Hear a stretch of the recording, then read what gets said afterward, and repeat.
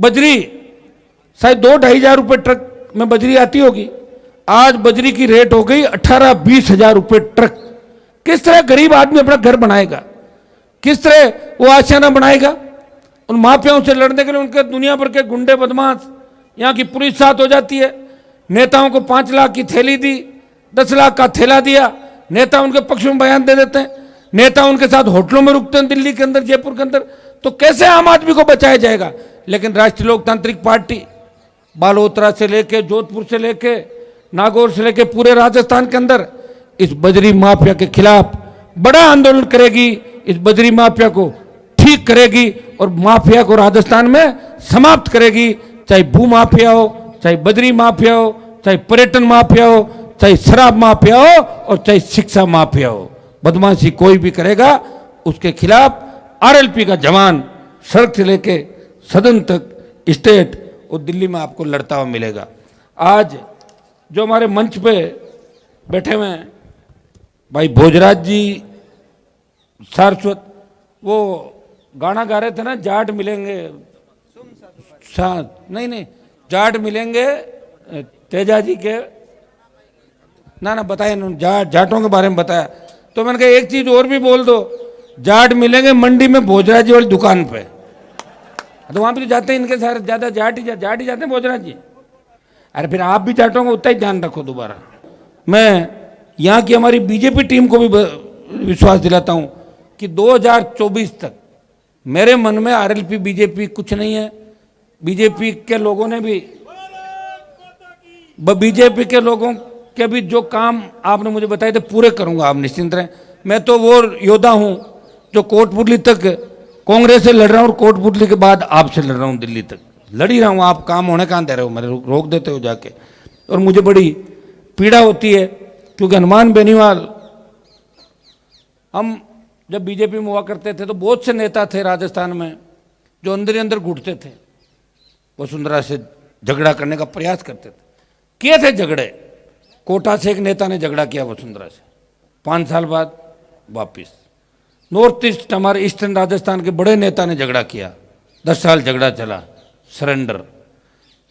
जयपुर के नेता ने किया, अलग अलग समाजों के नेता थे, लंबा झगड़ा किया, सरेंडर। गंगानगर झगड़ा किया, सरेंडर।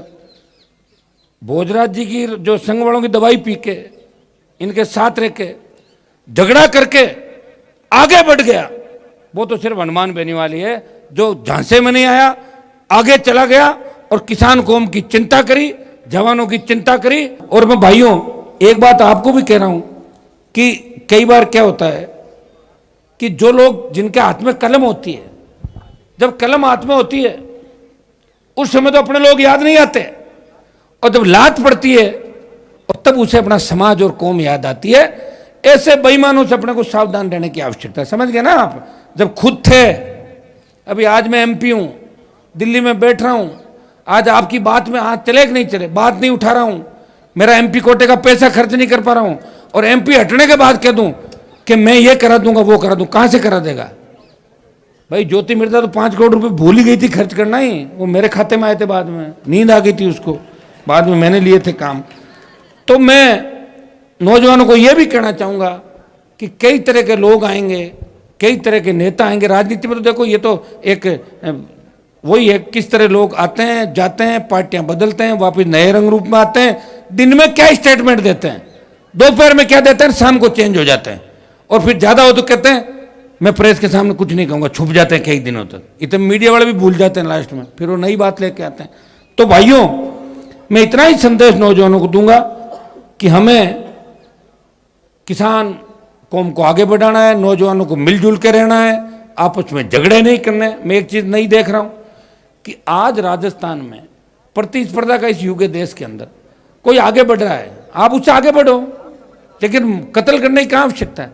नागौर के अंदर किस तरह किसान कौम के बच्चे आपस में लड़के मर रहे हैं, रोज आप देखिए। सीधे हैं, जानते नहीं, भोले हैं, लड़ाई से कुछ नहीं होता।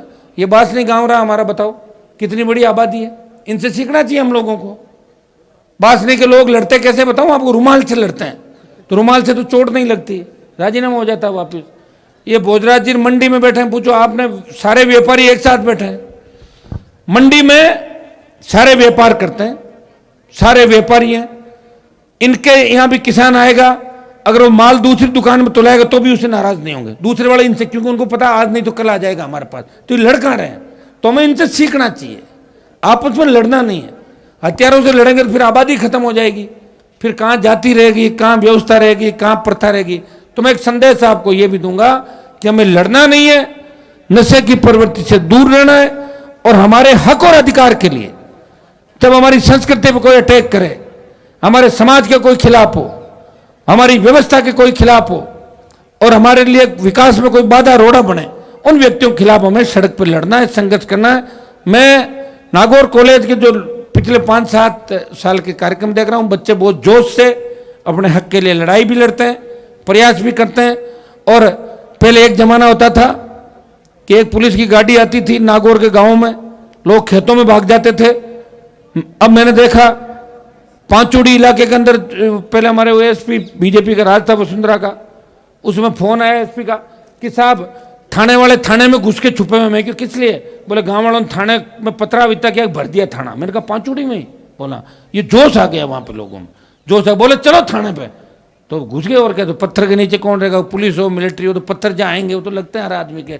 तो इतना जोश भी नहीं लेना अपने को कि थाने पे पथराव करने चले जाओ, आगजनी करो। वैसे एक बात बताऊं आपको, अग्निपथ योजना का झंडा अगर आरएलपी लेके नहीं चलती राजस्थान में, तो बिहार उत्तर प्रदेश की तर्ज पे अग्निपथ के समय इस राजस्थान का नौजवान भी ट्रेन में आग लगाता हुआ दिखता, आगजनी करता हुआ दिखता। वो हनुमान बेनीवाल पे भरोसा करके यहाँ के नौजवान ने लोकतांत्रिक तरीके से अग्निपथ का विरोध किया।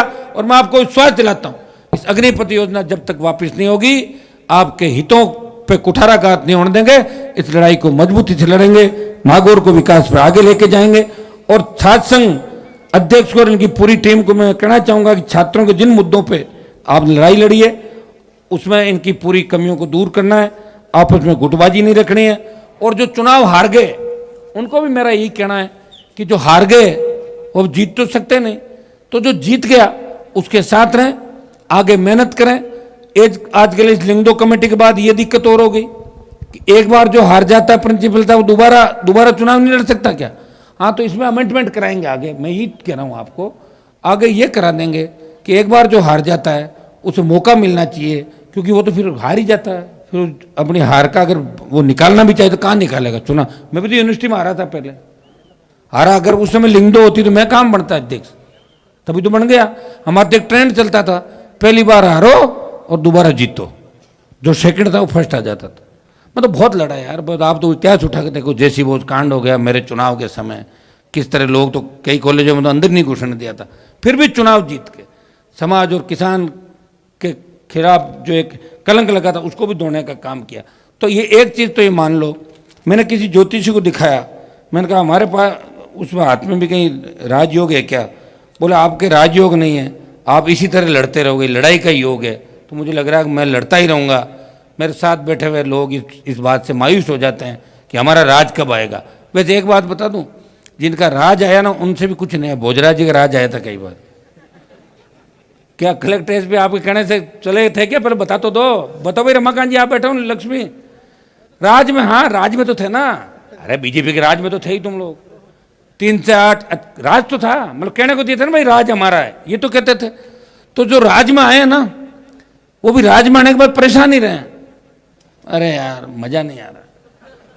तो मजा तो जब भी आता है जब राज पूरा खुद के पास हो, और मजा जब भी आएगा जब राजस्थान में आपको, जब राष्ट्रीय लोकतांत्रिक पार्टी की सरकार बनेगी। मैं विश्वास दिलाता हूं भय मुक्त अपराध मुक्त राजस्थान होगा, डिग्री से पहले रोजगार की गारंटी होगी, कर्ज मुक्त किसान होगा, और सामाजिक समरसता के साथ हमारा प्रदेश और जिला आगे बढ़े।